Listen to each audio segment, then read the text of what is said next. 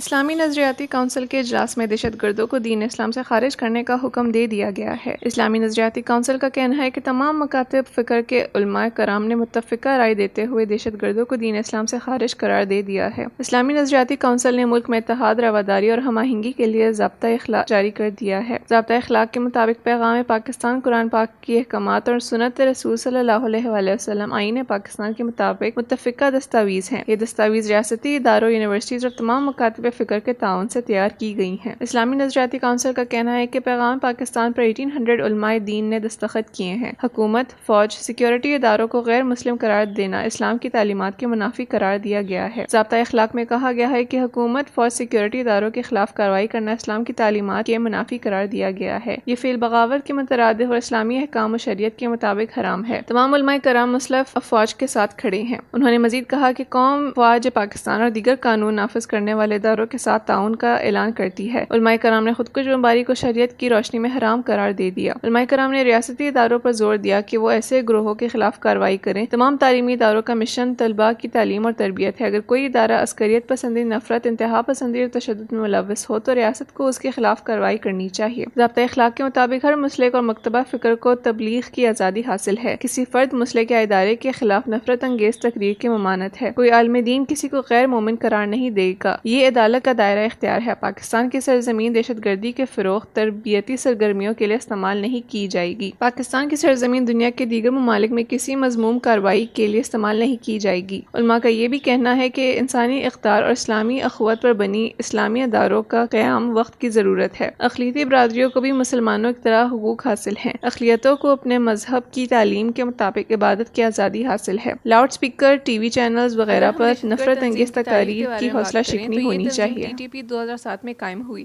جس کو بیت اللہ محسود نے بنایا، اور اس تنظیم کے بارے میں بتایا جاتا ہے کہ اس تنظیم کا تعلق افغانستان سے ہے۔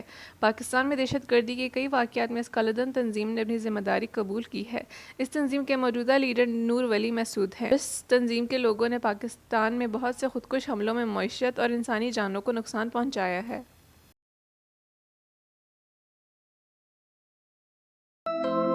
مزید ایسی ویڈیوز دیکھنے کے لیے ہمارے چینل کو سبسکرائب کریں اور بیل آئیکن کو دبانا نہ بھولیں۔